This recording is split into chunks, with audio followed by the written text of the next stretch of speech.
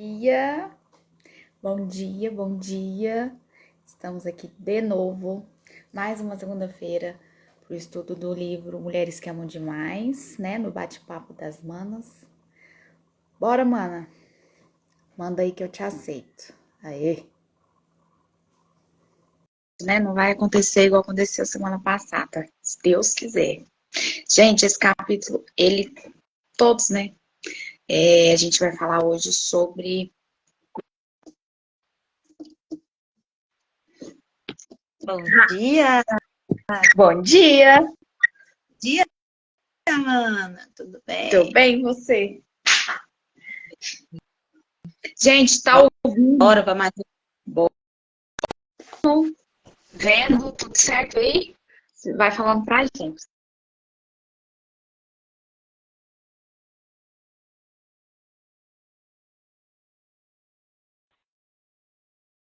Cadê você? Você tá falando, mano? Você também tá com a bolinha. Gente, vocês estão vendo e ouvindo a gente ou é só a gente aqui que tá vendo travado? Mas eu tô te ouvindo. Ah, agora, Tá. agora foi. Agora não tá travando, não. Você quer falar o título aí pra mim? Fazendo favor? Então, a gente vai entrar hoje no capítulo 2, né? Isso. Capítulo 2 é sexo bom em relacionamentos ruins. Erra. Quer começar? Com o que você grifou aí pra gente? Sim, a autora, ela começa aqui contando a história da Trude, né? Uhum. Que ela, no início da história, vai contando aqui que ela tinha sofrido um acidente de carro, que deixa sugestivo aqui, ela não fala explicitamente, mas deixa sugestivo que ela tinha jogado o carro, né? Uhum. Tipo, numa tentativa de se matar, de suicídio mesmo. E aí ela vai, depois, ao decorrer da história do capítulo, ela vai desenrolando, né? O porquê que isso aconteceu, do fato dela ter jogado o carro. E aí ela começa falando para a psicóloga, assim, como o sexo podia ser tão bom, fazer a gente se sentir tão bem e nos unir tanto, se realmente não existia nada entre nós. Por que dava tão certo se nada mais dava? Quando ela começou a chorar, parecia uma criança pequena magoada. Pensei que, ficando a ele, o faria feliz. Tudo que tinha para dar. Aí, nesse momento que ela fala, aí a autora fala que ela se curva, né? Como assim, aquela pessoa que se curva com a dor, né? Aquele momento assim que você sente aquela angústia tão profunda, ela fala, ela se curvou para frente, segurando o seu estômago e balançando. Ou seja, aquela sensação de dor profunda, né? E aí ela fala, dói tanto saber que fiz tudo isso para nada. E aí ela continua ali, curvada, soluçando, chorando, né? E quando ela consegue falar de novo, aí ela fala: tudo que me interessava era fazer Jim feliz e mantê-lo comigo. Não lhe pedia nada, exceto para passar um tempo a mais comigo. Depois de Trude chorar muito de novo por algum tempo, lembrei-me do que ela me contara sobre a sua família e perguntei gentilmente à terapeuta, né? Não era isso que sua mãe também queria do seu pai? Essas perguntas. Basicamente, que ele passasse algum tempo com ela? Aí ela levou aquele susto, né? Com a pergunta da terapeuta. E aí ela fala: ah, meu Deus, você está certa. Estou parecendo a minha mãe. A pessoa com quem eu menos queria parecer. A que vivia tentando suicídio para conseguir o que queria. Ai, meu Deus. Isso é horrível. Eu vou parar aqui, Ana, pra gente conversar um pouco. Aqui é a história de uma moça, né, que tinha vários relacionamentos e que ela o que ela investia mais nessas relações era o sexo, né? Ela achava que a forma dela manter aquele homem com ela, a forma dela se sentir valorizada, de ficar ali, ele, sabe, a atenção dele, fazer com que ele a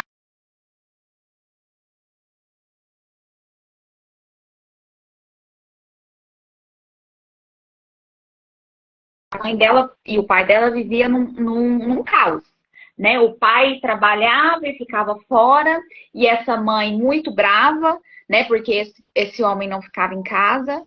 E só que quando estava em casa eram brigas intermináveis e era a moça, né, da história mais a irmã, que ficavam ali meio de lado, né, e observando isso tudo, cada uma à sua maneira, né, uma dentro do quarto, né, acho que as duas, né, dentro do quarto ali quietas e olhando, né, a cena.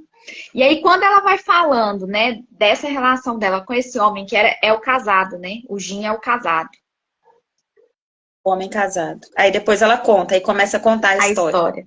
E aí, quando ela vai contando, e aí, de repente, a terapeuta fala, nossa, mas não era isso que sua mãe queria? E que ela estava o quê? Que o Reproduzindo pai, né? aquilo que Ainda ela vivenciava em casa e que ela... Aham. isso. E Ainda tem uma fala do pai, depois de uma briga que eles têm, tem uma fala do pai dela que é muito, que ele fala assim, não me admira que eu nunca queira vir para casa. isso.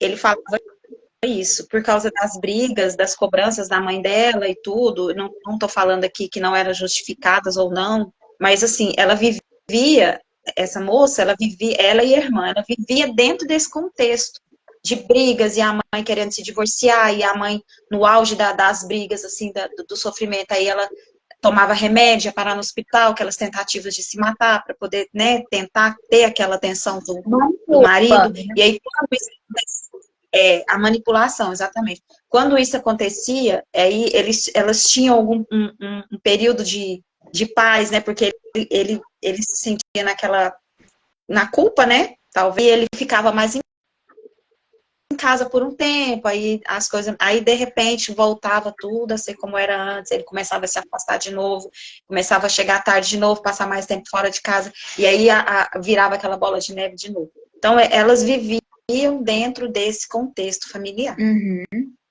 E aí, de repente, essa moça que sempre falou pra ela, eu vou fazer diferente da minha mãe, eu não vou fazer com que os homens não queiram ficar comigo, eu vou ser boazinha, vou ser boa, né? Ali na hora da relação sexual, eu vou atrair esse cara e vou segurar esse cara, porque eu não vou encher o saco dele. E aí, de repente, ela percebe que ela tá fazendo a mesma coisa da mãe. Porque ela tá manipulando do mesmo jeito, né? Fala que ela culpava, de certa forma, ela culpava a mãe dela. Uhum. Ela culpava, ela achava que a mãe dela, com o comportamento que ela tinha, afastava o pai dela, né? Aí o que ela fez? Eu não vou ser igual a minha mãe. Então eu vou ser aquela boazinha, vou ser aquela que faz tudo, eu vou ser aquela maravilhosa, vou agradar de todas as formas. E ela usou o sexo, né? Ela, né? Como tipo uma arma, tipo, é o que eu tenho. Ela escolheu isso. Ela usava isso como forma de segurar eles, né? De fazer com que eles olhassem para ela. Olha como eu sou maravilhosa. Eu faço tudo para você. Ela falou que eu fiz tudo, dei tudo que eu podia. Uhum. Entendeu? Isso é muito forte, Muito né, mano? difícil, né? E aí no final ela percebe, eu também tô manipulando, porque eu não tô sendo eu mesma. Mas é tudo que é um processo inconsciente. A Uhum. gente não tem consciência do que está fazendo. Não. Então você acha que você está fazendo o seu melhor. Sabe? Por isso é que quando, tipo, não dá certo, na maioria, grande maioria das vezes não dá, a gente tem essas reações tão, né? Tipo, ela pegar o carro e jogar o carro, né? E tentar se matar mesmo, igual a mãe dela fazia. Quando ela percebia que o homem dela estava indo embora, que todo aquele esforço dela estava sendo em vão. Porque é isso que ela descobre, porque depois ela vê ele com a família, inclusive com o bebê de colo, e ela tem aquela consciência que, tipo, cara, ele nunca vai largar a família, tipo, eu fui usada mesmo, aí cai a ficha, né? Ela de tudo aquilo, isso é muito doloroso. E aqui tá uma É muito né, doloroso. que ela vai falar depois. Mas é controverso porque ela não dá conta de se relacionar com homens disponíveis. Porque na relação com seus pais, ninguém ali estava disponível um para o outro realmente, né? Cada um estava olhando para as próprias necessidades, né? E todo mundo ali naquele caos. Então, ela não viveu relacionamentos de intimidade no seio familiar. Então, ela não suporta. Ela vai falar muito sobre intimidade, né, nesse capítulo. E às vezes a gente acha que intimidade é ter contato sexual, né, com alguém. E não, intimidade não se baseia nisso. Intimidade é eu dar conta de me mostrar exatamente como eu sou para o outro, sem ressalvas. E nem todo mundo dá conta de fazer isso. Suportar isso, e nem todo mundo dá conta, ainda mais ela com um histórico desse, né? Um histórico de um caos familiar, de brigas intermináveis, de acordos que faz um acordo, mas o próximo passo é o início de uma outra briga. Então não tinha afetividade real. Então, como ela não tinha essa experiência, é assustador para ela manter um vínculo profundo com outra pessoa, né? Então é ruim, ela desespera quando esse homem vai embora. Mas ela só se relaciona com homens que não estão disponíveis mesmo. Porque ela não suportaria relacionar com homens disponíveis, né? Porque ela não tem esse tipo de experiência, né? Registrado. É muito doido, né? Quando ela se relaciona com, no caso, disponível, saudável, tem um relacionamento saudável, ela não tem trabalho nenhum. E aí o que ela tem que fazer? Olhar para ela. É aquilo que a gente falou no capítulo anterior, né? Que a gente se relaciona com esses homens indisponíveis, porque enquanto a gente está fazendo esse trabalho, enquanto a gente está tentando mudar ele, enquanto a gente está tentando trazer ele, segurar ele com a gente, fazer tudo que a gente pode, a gente não está olhando para a gente, né? Porque quando você está num relacionamento tranquilo, você tipo fica assim, nossa, mas Cadê o desafio? eu não tenho que fazer nada. Cadê o desafio, né? Eu não tenho que lutar por nada aqui? Isso. Eu não sei fazer. Eu não sei fazer isso. Aí ela começa a olhar para as questões dela. E é tão assustador, isso é tão assustador que ela não consegue, né? E Ela tudo, não. vamos reconhecer que tudo isso é um processo inconsciente. A gente não percebe isso Ela tá acontecer, percebendo né? isso agora na Claramente. terapia, né? Isso, aí é na terapia. Aí é isso que o livro, ela vai para terapia. E ela começa a olhar, Uhum. né? Começa a ver a causa de tudo isso, né? Aonde que tá tudo isso? E uma frase. Quando... Ah, Te cortei? pode falar. Não, pode. Achar que a única coisa boa que ela tinha para oferecer era o sexo, né? E fruto do que essa crença? Das experiências infantis. Eu não tive atenção da minha mãe estava com a atenção todinha voltada para o meu pai, né? Então, que valor que eu tenho? Se nem minha mãe me olha, se nem meu pai me olha. E aí, na vida adulta, o que ela faz? Ela acredita que a única coisa boa que ela tem para oferecer é estar na cama com eles, né? Quantas se esforçar ao máximo, né? Para ser o melhor que ela puder. Porque é a única coisa, né? Olha que ela não tem mais nada de bom, né?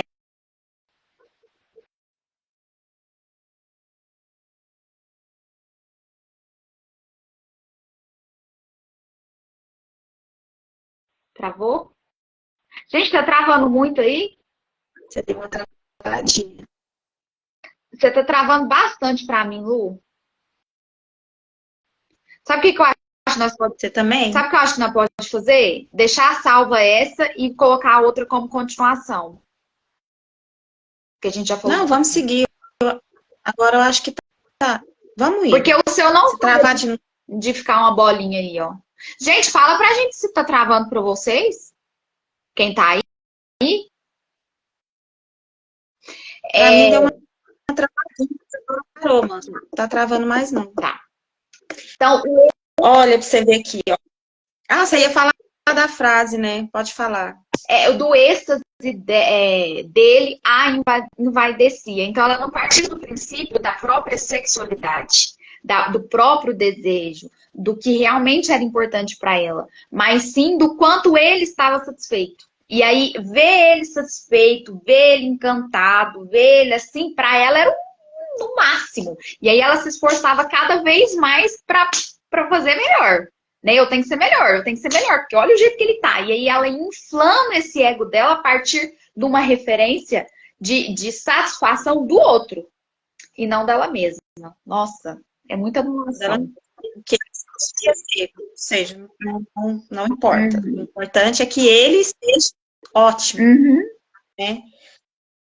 Ô, Mana, falando daqui disso que ela fala, né, de parecer com a mãe, aí aqui para baixo ela fala assim, olha, muitas vezes nós nos vemos fazendo as mesmas coisas que os nossos pais, tendo as atitudes que prometemos a nós mesmos que nunca teríamos.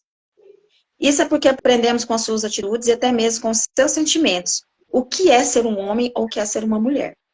Aí ela fala para a terapeuta, mas eu não tentei me matar para ter gente de volta. Né? Eu só não conseguia suportar como me sentia péssima, sem valor e indesejada. Talvez fosse assim que a minha mãe se sentisse.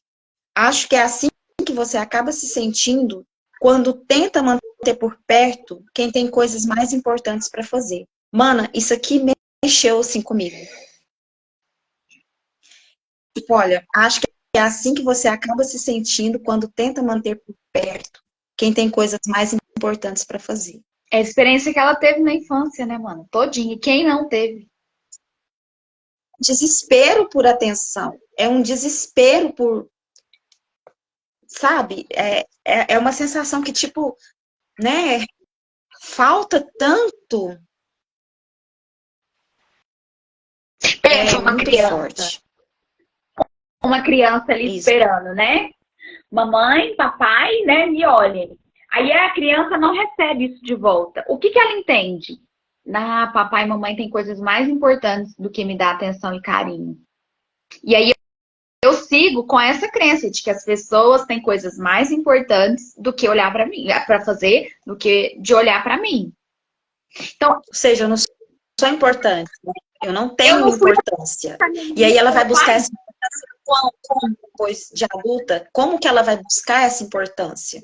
Porque existem muitas formas, né? A gente pode encontrar muitas formas de tentar obter essa importância. Muitas mulheres vão fora, vão para o mercado de trabalho, vão aquela coisa louca, né? E outras, igual essa moça que é o exemplo do livro, ela, para conseguir a atenção que ela queria, que ela desejava, ela usava o sexo. E cada uma vai fazendo, né, para conseguir ser vista. Conseguir ser vista. É muito triste, né?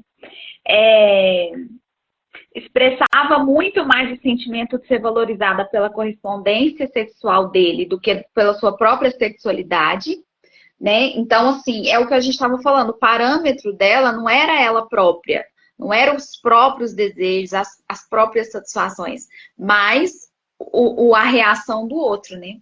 O fato de fazê-lo feliz a deixava feliz. Então, ela vivia para quê? Para fazer as pessoas felizes, porque ela aprendeu que ela tinha que não dá trabalho ser solução. Porque já estava um caos, eu vou dar trabalho, eu vou falar do que eu preciso, eu vou expor minhas necessidades? Não posso. Então, eu preciso fazer o outro feliz e aí eu me sinto bem por isso. Finalmente, o seu amor fazia... Olha essa frase. Finalmente, o seu amor fazia efeito na vida de alguém. Porque o amor dela nunca foi visto, né? Ela nunca conseguiu com o amor dela, aquele amor que a infância, que a criança tem, né? Aquela fantasia, aquela coisa mágica de que o meu amor pode fazer com que minha mãe fique. Então, às vezes, a criança, ela adoece, ela tem vários movimentos para fazer com que esse amor seja visto, né? Que esses pais a vejam, que esses pais fiquem, ou às vezes, para ela até ser solução e cuidar da relação dos pais, por exemplo. Então, a criança tem um pensamento muito fantasioso e um poder muito grande. E aí, essa frase é da criança dela. Finalmente, o meu amor fez efeito na vida de alguém. Porque ela nunca sentiu isso, né? Muito forte. É forte, muito né? Forte. Né? Porque ela nunca conseguiu ter essa sensação de importância, né? Que o amor dela realmente fosse sentido e validado por uma outra pessoa. E aí, quando ela vê essa reação, né, de felicidade dele, que não é real, né? Tá ali, ele é frustrado, né, ali no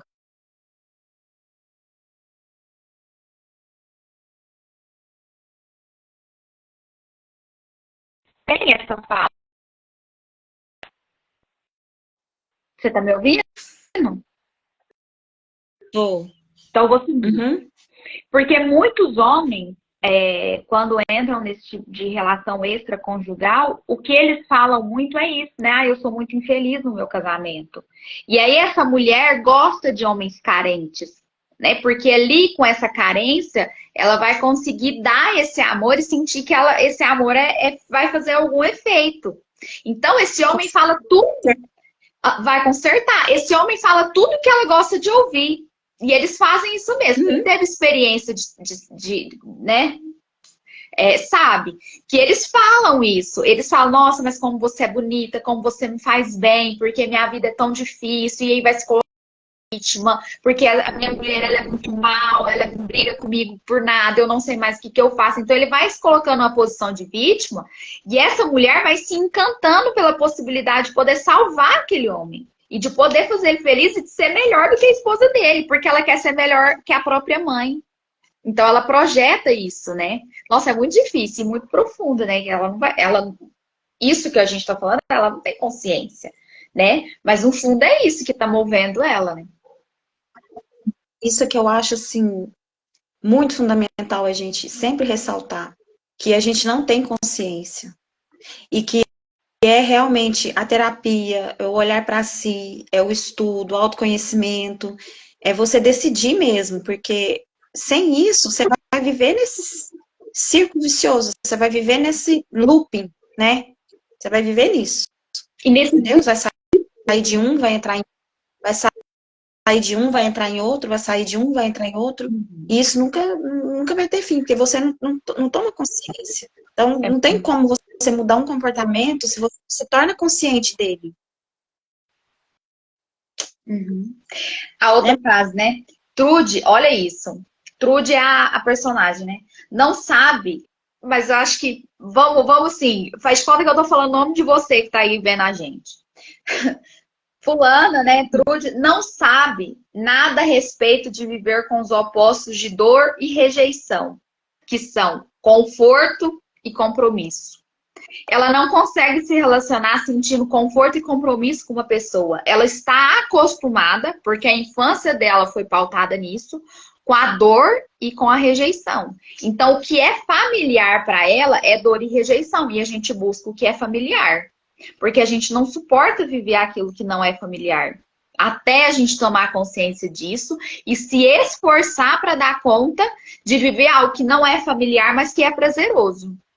Então, às vezes, a gente, por mais que, nossa, mas é tão bom, parece, no fundo eu busco uma relação tão saudável, né, e tal, mas será que eu suporto viver uma relação saudável? Porque o que é mais fácil é o que é familiar.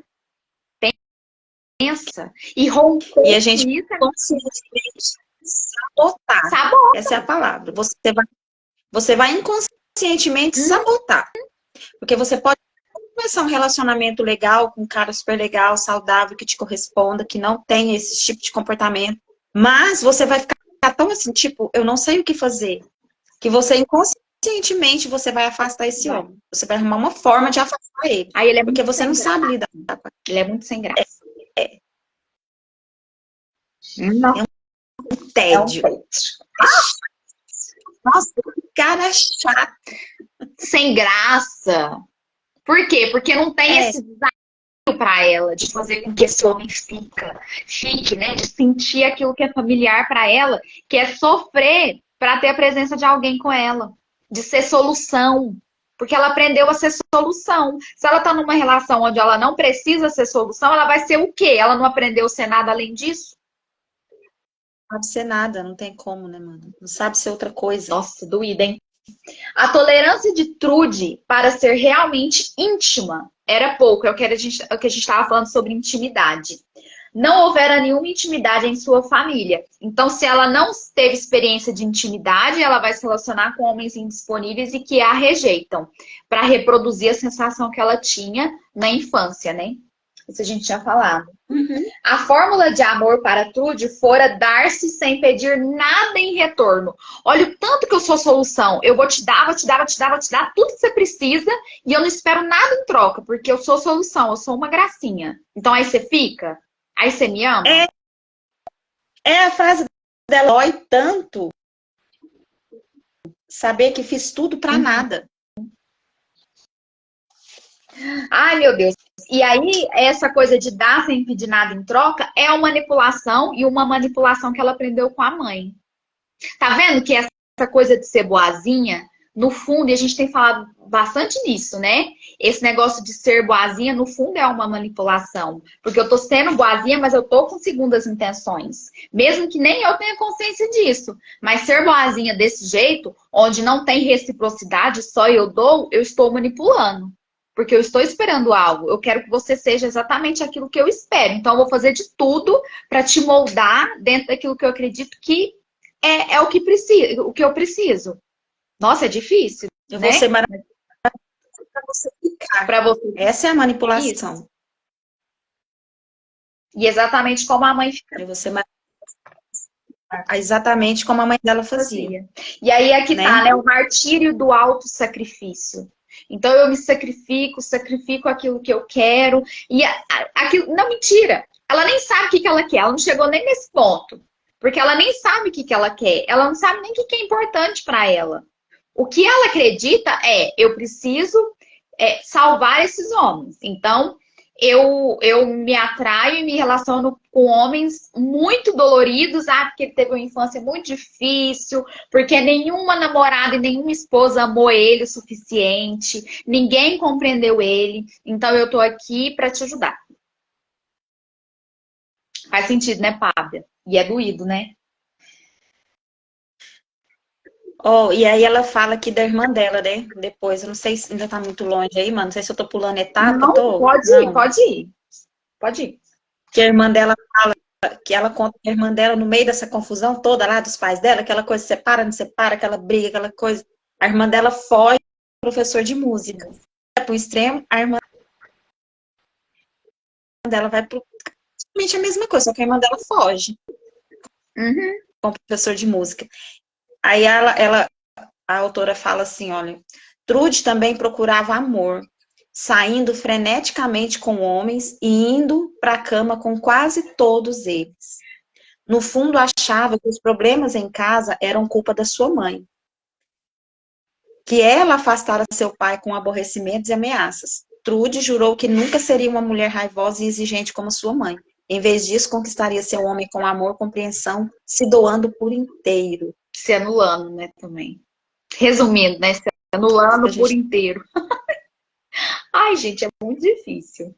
Olha, e aqui mostra, né, o quanto a crítica que a gente tem em relação aos nossos pais, no fundo, é às vezes uma dor profunda da nossa criança, né? Que queria atenção, que queria ser vista. E aí, quando a dor ela é muito profunda, a gente vai disfarçando ela com a raiva. Então eu vou, e essa raiva vai ser direcionada através de críticas, através de falas como essa. Eu não vou ser como a minha mãe, eu não vou afastar os homens como ela fazia. Mas no fundo dessa raiva, o que tem é dor. Só que isso leva um tempo para a gente acessar a dor que está dentro de uma raiva, né? Que a raiva ali é coberta. E aí, o que ela faz? Quanto mais crítica eu tenho em relação aos meus pais, mais igual eu vou fazer. Com algumas nuances ali de diferença no externo, mas o que impulsiona é a mesma coisa, né? Porque ela manipulava do mesmo jeito. A mãe manipulava ela também. Inconscientemente, a gente tende a ser leal, né? A gente é leal. A gente é leal aos nossos. A gente precisa ver o que doeu e não lutar contra isso e querer fazer diferente, pronto, acabou, como se a dor nunca existiu. E quando a gente não olhar e assumir, sim, eu estou com homens dessa forma, estou passando por isso porque eu tenho dores que eu preciso olhar, eu não vou conseguir sair desse ciclo, né? Dessa cadeia que eu vivo, né? De de de me anular, né? De não existir nesses relacionamentos. Ela não existia ali, a sensação da criança era essa. Eu não existia, eu não estava ali, e ela continua não existindo para ser solução, né? Exatamente. E mais uma vez reforçando, né, mana, que isso aqui não é um julgamento para pais e mães. Porque a gente já falou disso várias vezes, né, já, mas reforçando que eles também tiveram suas dificuldades de criação e tudo. Então, são reproduções também, né? Então, assim, então não adianta, assim, a questão não é você, eu sou assim por causa da minha mãe, eu sou assim por causa do meu pai. Não, eles também tiveram as questões deles. Eles também foram, não tiveram para dar, né? Para dar. Isso aqui a gente já falou várias vezes, eu gosto sempre de deixar isso claro, que às vezes alguém está entrando pela primeira vez, não assistiu às outras lives, então eu gosto sempre de reforçar isso. Isso aqui não se trata de julgamento, nem não se trata da gente ficar acusando pai e mãe, porque eles dão o que eles podem pra gente. A questão é tomar consciência do que doeu. O que é fato é fato. Exatamente. Né? Agora, fica, né? A sua dor, ela é real, a sua dor, ela existe. Ela pertence. Né? Mas ela te pertence. A gente não pode negar ela. Mas também não é julgando os seus pais, os nossos pais, que a gente vai resolver o problema. É tomar consciência daquilo, entender que foi feito o que foi feito, que não tem como você mudar, que eles deram o que podiam, só que você agora é adulta. Você agora tem condições de ir por você mesmo, procurar cuidar de você, que acontece com você. E hoje, gente, o que não falta é oportunidade. Porque a gente tem oportunidades hoje que os nossos pais nem sonhavam em ter. Em todos os sentidos. Tecnologia, de acesso à informação. Né, mana? É isso. Posso falar uma outra coisa que eu grifei aqui? Pode. O próximo passo de Trude, olha isso, era aprender simplesmente estar na companhia de homens que considerava agradáveis. Suportar estar numa relação onde não tinha desafios. Suportar homens agradáveis.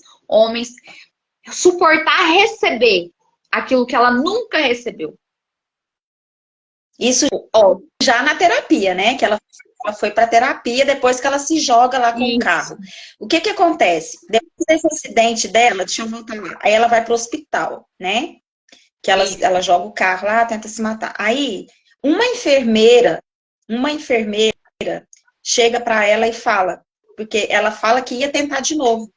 Ela fala, aqui lá para trás ela conta isso, que ela ia tentar de novo.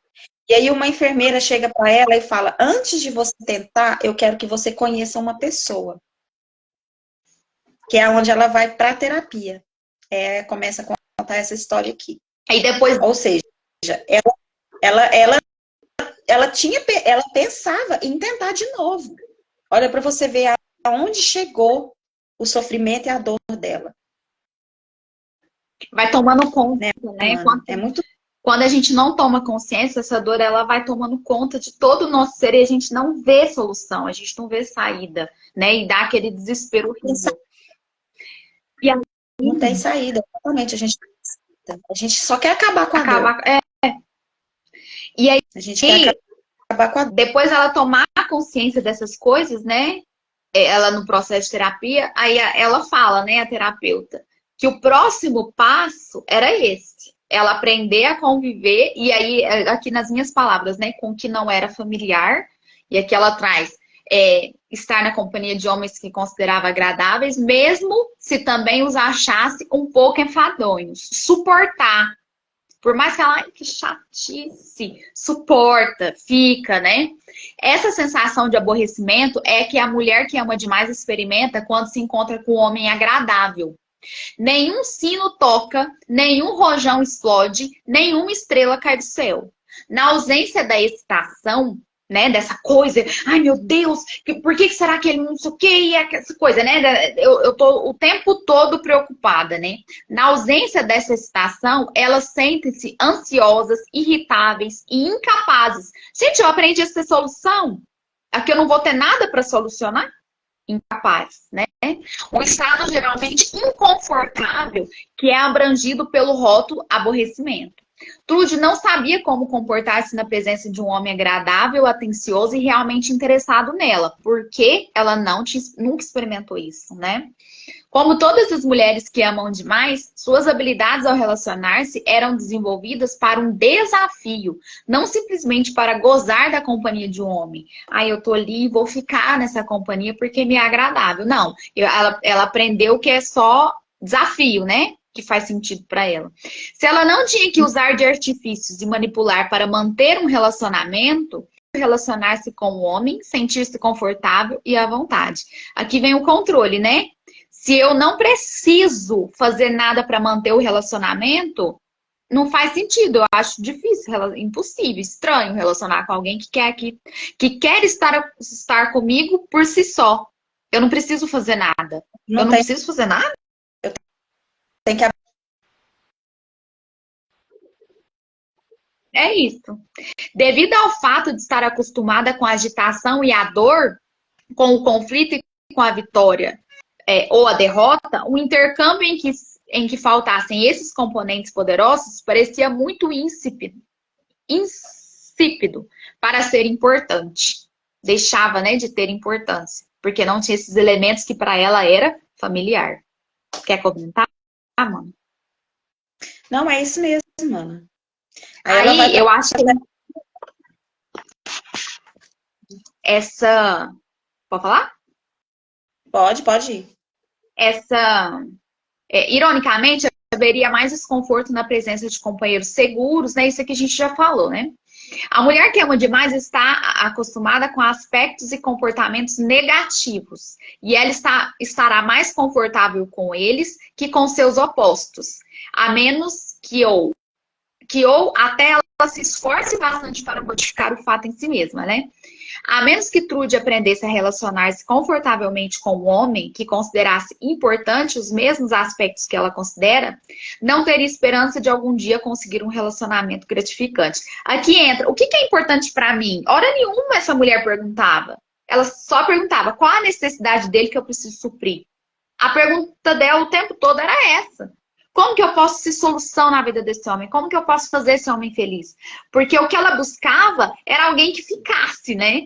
Porque era essa atenção que ela não tinha. Mas, ao mesmo tempo, se essa atenção existisse, ela não conseguiria ficar. Olha como é contraditório. Não teria nenhum trabalho para ela. Eu busco isso, mas eu não consigo ficar.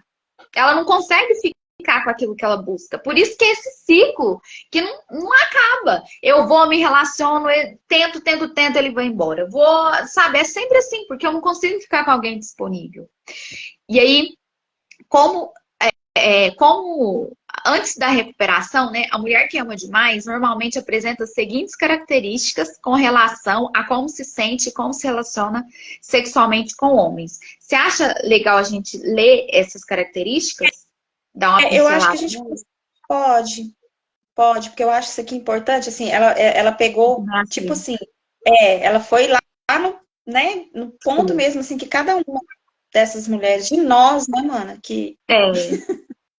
né? Ela pergunta, as características, né? Então, esse aqui é as características de como essa mulher se sente sexualmente em relação com os homens. Então, ela pergunta, quanto ele me ama ou precisa de mim? E não quanto me importo com ele. Então, a referência é sempre o outro. Nossa, quanto que ele me ama e precisa de mim? E não, quanto que eu me importo com ele? Será que realmente eu quero ficar com ele? Não, essa pergunta não existe. Muitas das relações sexuais com ele são motivadas por como fazê-lo me amar mais ou como fazê-lo precisar mais de mim. Ó a manipulação. E, no fundo, essa angústia desesperada de ter alguém que dependa dela, para ela ser solução, porque ela aprendeu a ser solução. seu impulso de dar-se sexualmente a outros que acredita serem carentes pode resultar em comportamento que ela mesma rotula como promíscuo, mas tem esse comportamento primeiramente para a gratificação de outras pessoas, e não a si própria.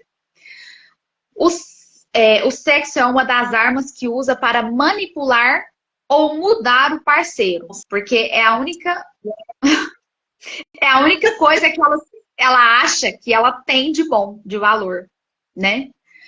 Ela, com frequência, acha os conflitos de poder e de manipulação muito excitantes. Comporta-se sedutoramente para conseguir o que quer. Então, ela usa desse poder, né? Para manipular, né? O fracasso em conseguir o que quer normalmente faz com que ela se esforce mais. Então, ela não desiste. Aquela mulher que não larga o osso. Nossa, mas por que você tá com esse homem? Esse homem te faz tão mal. Ah, não, mas sabe o que que é? Eu também errei muito, sabe? Um dia tudo vai mudar. Ah? Um dia tudo vai acontecer. Deixa eu te falar. Um dia acredita mesmo, gente. Acredita de verdade. A gente acredita nisso. Acredita que aquele homem tem virtudes em latência que se eu me esforçar bastante eu vou conseguir trazer à tona. Isso, é um trabalho seu. É um trabalho meu. Né? Por isso que ela gosta de homens carentes, né? Nossa. Ela confunde ansiedade, medo e dor com amor e excitação sexual. Ela chama a sensação de ter um embrulho no estômago de amor. Ela se excita através da excitação dele. Então, ela não se baseia pelo que ela está sentindo, pela sexualidade dela, mas sim pela excitação do outro e pela reação do outro frente ao que ela está dando, né, ali para ele. Ela se torna inquieta, a menos que o desafio de um relacionamento insatisfatório esteja presente.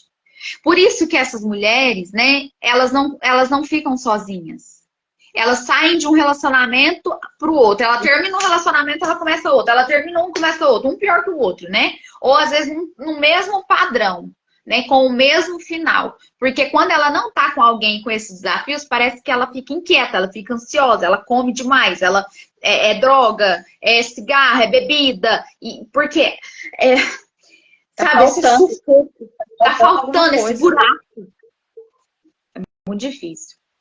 Não sente atração por homens com quem não tem conflitos. Ao contrário, rotula-os de enfadonhos. Ela sempre procura um homem que seja sexualmente menos experiente, para ela se sentir no controle, ou a palavra controle de novo. Ela deseja proximidade física. Olha isso aqui. Ela deseja proximidade física, mas por ter medo de ser envolvida por uma outra proximidade ou ser oprimida por suas próprias necessidades de cuidados, só está confortável com a distância emocional causada e mantida pelo estresse do relacionamento. Aqui está a contradição. Ela quer a proximidade física, mas a emocional ela não suporta, porque a necessidade de cuidado dela engole ela. Então, ela não consegue lidar com isso. Torna-se medrosa quando o homem está disposto a ficar com ela, tanto emocionalmente quanto sexualmente. Ou ela foge dele, ou ela o afasta. Ela vai boicotar essa relação, né? Foi o que a Lu tinha falado pra gente. Ela vai sabotar. Por quê? Porque a partir do momento que ela consegue... gente, é um paradoxo, né? É uma coisa muito louca. Porque ela quer... O trabalho dela é um esforço em fazer com que ele fique e seja como ela quer. Só que se ela consegue isso, e ele fica e é como ela quer, aí não dá, porque ela não sabe lidar com aquilo. Ela não suporta. Ela não sabe lidar com homens saudáveis, com relacionamento saudável. Então, aí o que ela vai fazer? Quando ela consegue isso, aí ela dá um jeito de sabotar a relação e afastar ele, para ela arrumar outro que esteja no mesmo padrão, que ela tem que se esforçar. E aí, por isso que eu falei, aquele looping. Ela fica dentro disso. Tudo Inconscientíssimo. É um processo de terapia violento. é lento, assim, Lento. até ela conseguir. Bom, aqui ela vai falar sobre o amor eros e o ágape. Você quer falar sobre isso? Pra gente É, caminhar pro final? Eu achei legal. olha, ela define aqui o Eros, né? O que é o amor Uhum. Eros? Eros. O verdadeiro amor é um desejo total, absoluto e desesperado pela pessoa amada, visto como diferente, misteriosa e esquiva. A profundidade do amor é medida pela intensidade da obsessão pela pessoa. Há pouco tempo, ou atenção para outros interesses ou ocupações, há pouco tempo, ou atenção para outros interesses ou ocupações, porque muita energia é dedicada a lembrar de encontros passados ou imaginar encontros futuros. Frequentemente, grandes obstáculos devem ser superados. Portanto, há um elemento de outra indicação da entidade do amor é a disposição de suportar a dor e a adversidade em prol do relacionamento. E antes dela começar a falar disso, mana, eu acho importante a gente falar por que ela tá falando do amor eros e ágape, né? Ela tá aqui falando assim, ó, o que é amor? Ela questiona, o que é amor? E aí ela fala, é muito difícil definir. Então, como é que fala? O negócio grego lá, os gregos foram mais espertos, ela fala, né? Os gregos foram mais espertos. Usaram duas palavras para definir amor. E aí existem dois tipos de amor. E a gente está falando agora do eros, que é essa paixão, né, que a Lu tá lendo. Uhum. Ah. Aí agora ela fala, né? Outra indicação da profundidade do amor é a disposição de suportar a adversidade em prol do relacionamento. Associado ao verdadeiro amor, há sentimentos de excitação, arrebatamento, drama, ansiedade, tensão, mistério e anseio. No amor ágape, Senhora. no eros. No ágape, o verdadeiro amor é uma parceria com a qual duas pessoas afetuosas estão profundamente comprometidas. Essas pessoas partilham muitos valores básicos, interesses e objetivos e toleram bondosamente suas diferenças individuais. A profundidade do amor é medida pela confiança e pelo respeito mútuo. O relacionamento permite a cada uma delas ser mais expressiva, criativa e produtiva no mundo. Há muita alegria e experiências partilhadas no passado e no presente, assim como as antecipadas. Uma pessoa vê a outra como sua amiga mais querida e valorizada. Associados ao verdadeiro amor, há sentimentos de serenidade, segurança, devoção, compreensão, companheirismo, apoio mútuo e conforto. Ou seja, lá no amor, né, que é o da paixão, aquela coisa que define bem aqui o que é associado a isso, vem excitação, arrebatamento, drama, ansiedade, tensão, mistério e anseio. E no oposto disso, que é no ágape, vem como associados ao verdadeiro amor sentimentos de serenidade, segurança, devoção, compreensão, companheirismo, apoio mútuo e conforto. Tudo que ela não suporta, né? E tudo que faltou para ela, tudo que ela não teve. Por isso que não é familiar, e aí ela não suporta, né? Não é familiar e ela não suporta. E às vezes, você sabe o que às vezes eu sinto, assim, por um tempo, hoje não mais, mas às vezes a gente sente isso. Que quando você lê isso aqui a respeito do amor ágape, de todos esses sentimentos, né, de segurança, de compreensão, companheirismo, tudo isso parece, né? Quando a gente está envolvido em todo esse drama, em todo esse processo aqui de dependência, de codependência, né, mano? Uhum. A gente enxerga isso aqui como uma coisa inalcançável, como algo que, tipo, você nunca vai conseguir viver. Só que é perfeitamente possível, gente. É uma coisa que é desenvolvida, é conquistada, né, mano? A gente pode conquistar isso aqui. Terapia existe para isso. É. E a gente vai suportar quando a gente entender o que nos move nisso, né? E é onde entra a terapia. Entender o que me move estar numa relação onde só o amor eros ele predomina, né? Um amor, ele exaure a energia, porque ela tá lutando o tempo todo. Então, mulheres que vivem nesse amor eros, sempre, em todos os relacionamentos, são mulheres que às vezes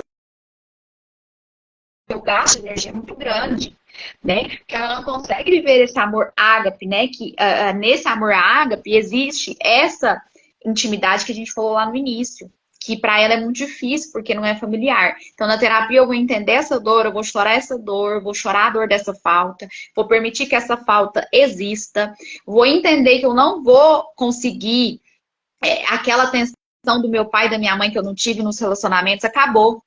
Eu não vou ter. Não existe, né, mano? Não existe. O que eu queria ter era com meu pai e com a minha mãe. Eles não tiveram condições emocionais de me entregar isso. E eu preciso entender que eu vou viver com essa falta. Resumindo, E aí, de vez em quando, eu choro ela. É o que eu tenho que fazer. É o que me dá tipo, pra fazer. é como se você se relacionasse com seu pai. Você estivesse querendo aquilo, pedindo, né? Me dá, sabe? Olha pra mim. Olha o que eu faço. É um processo, como você falou, é um processo lento e é um processo diário de pequenas conquistas, de pequenos esforços que você fala, nossa, eu consegui fazer isso. E aí você vai ficando mais forte. Aí eu lembrei do início do livro, mana, daquela história da Jean, né? É da Jean, que ela fala que não suportava esperar a ligação dele, que aí demorava, ele não ligava, e como ela não conseguia dormir por causa da ansiedade de esperar aquele telefonema, ela pegava e ligava, entendeu? E aí ficava todo aquele clima, né, aquela coisa, porque ele se sentia pressionado, e aí eu fico pensando assim, quando você consegue resistir, tipo assim, não é tipo fazer jogo, ele não ligou também, não vou ligar, não é isso. É tipo assim, de passar por aquele processo e falar assim, olha, eu vou suportar, porque pode ser que ele tenha dormido, pode ser que tenha acontecido alguma coisa, então eu vou esperar. Acho que a questão aqui é não viver em função dele. Em função de esperar por ele. Exatamente. Você vai começar a olhar para você, você vai começar a buscar mais coisas que são do seu interesse, tipo um estudo, uma terapia, ou alguma coisa que te agrade fazer. Isso vai acontecendo naturalmente. E aí, esse processo também, dessa sensação de ansiedade, de não receber, e você querer fazer, para tipo, né, não sentir essa ansiedade, o que nunca funciona, porque você acaba sentindo ela pior depois. Então, isso vai acontecer naturalmente. Isso vai acontecendo naturalmente. Você vai vendo esses comportamentos acontecendo na sua vida. Isso, você vai vendo isso um passinho a cada dia, você vai vendo essas transformações, sabe? Quando você olhar, né? Eu lembrei desse ponto do livro, do telefonema, para dar tipo esse exemplo, que a gente tem necessidade. A gente vai começando a conseguir suportar, né? São pequenos passos, né, mano? São. E aí, pra gente finalizar, né, mano, eu achei muito interessante o final do capítulo, né? Que aí, sobre essa coisa da intimidade, né? De realmente estar ali com alguém, expressando quem eu sou e conseguindo enxergar o outro no real, né? O que ele é no real. E a gente compartilhar dessas essências. Eu compartilhar da minha e você da sua. E aí ele fala de um alcoólatra, né? Em recuperação de uma frase que ele falou. Quando eu bebia, ia para a cama com muitas mulheres. E muitas vezes... Peraí que cortou aqui.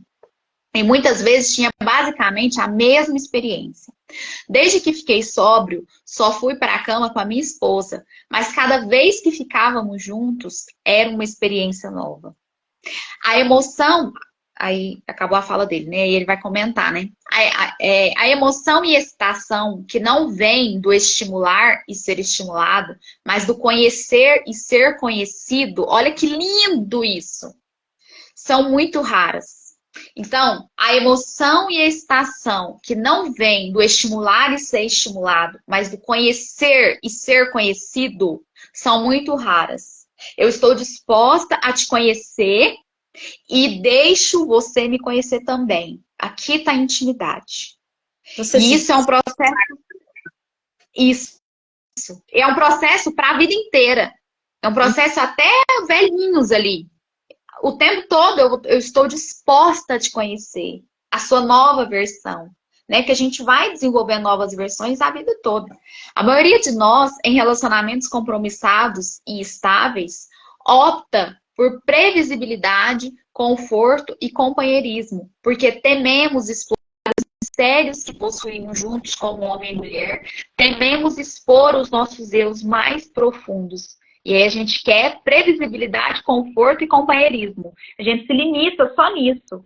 Só que a gente pode ter muito mais numa relação, muito mais se a gente expor realmente a nossa profundidade. Ainda assim, com medo do desconhecido em nós e entre nós, ignoramos aqui, gente, esse medo do desconhecido em nós e entre nós é por conta do nosso controle, a necessidade de controle excessivo, né? Da gente ter esse controle. E a gente não se entrega para esse desconhecido onde eu não tenho controle absoluto. É viver a vida ao vivo, né? Como a Dani fala. Eu vivo essa relação ao vivo. Eu me permito sentir ali na hora. Eu não pensei antes o que eu falaria, como que eu falaria. Eu estou aqui vivendo, né? Ainda assim, com medo do desconhecido em nós e entre nós, ignoramos e evitamos o mesmo presente que o compromisso põe a nosso alcance, que é a intimidade verdadeira. Para as mulheres que amam demais, o desenvolvimento da intimidade verdadeira com o parceiro só acontecerá após a recuperação. Mais adiante, encontrar-nos-emos novamente com Trude na medida em que ela encara o desafio da recuperação. Ela vai falar sobre essa recuperação, né? Depois. Mas olha que lindo, né? Eu acho que esse capítulo falou da intimidade, né? Ela vai falar sobre o processo, né, dela de recuperação. Ô, Mana, sabe o que me veio aqui, só pra gente encerrar, sobre essa necessidade da naturalidade, né, da gente ser quem a gente é dentro do relacionamento. E aí me vem aquela coisa de que a gente não aprendeu a ser assim. Porque, a gente perdeu a autenticidade, né, muito cedo. Sente tudo. O que a gente aprende é reprimir, né? Você vai falar alguma coisa que você sente, você nunca te dá uma atenção, principalmente se você é criança. Então, você aprende a não ser verdade, que você vai ser verdadeiro.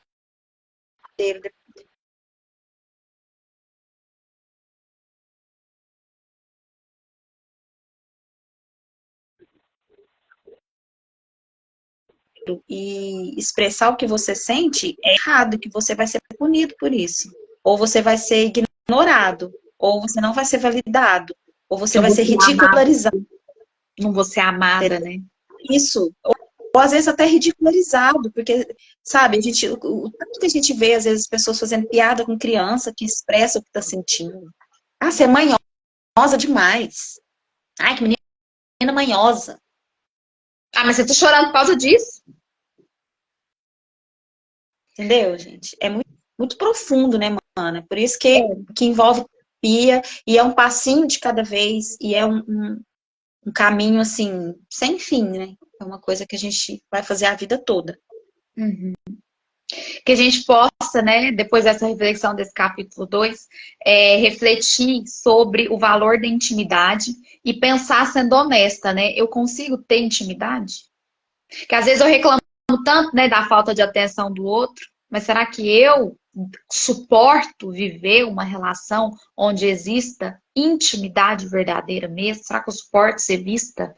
Será que eu consigo me expor e conhecer o real do outro, né? Acho que essa palavra intimidade. Isso. Além do meu controle. Isso. De querer além do de querer. Suportar o que a pessoa é real, não um holograma, né? Que a gente estudou.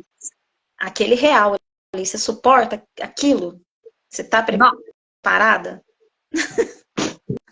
Que live, hein? Gente, manda para quem vocês acham que pode se beneficiar, né? Que pode aprender alguma coisa. Como a gente falou, o processo de tomar consciência disso ele é muito lento. E uma live como essa é uma ajuda muito grande para mulheres que vivem nessa situação, né? E às vezes mulheres que vivem em situações muito mais difíceis, porque a gente está falando aqui de violência, de agressão, que às vezes nem se dá conta, né? Do que está vivendo, não consegue sair disso. E processos como esse que a gente está fazendo ajuda sim mulheres a ir despertando aos poucos para tudo isso, né? Que a gente está falando, para conseguir ter força para sair de uma relação dessa, por exemplo, né? Certo? Túnel, né, mana? Talvez. Sim. Como nós Existe tivemos. isso. Até segunda. Até segunda, gente. Um abraço. Segunda-feira a gente já vai pro capítulo 3, né? Isso. Capítulo 3. Isso. Um abraço. Beijo. Tchau, gente.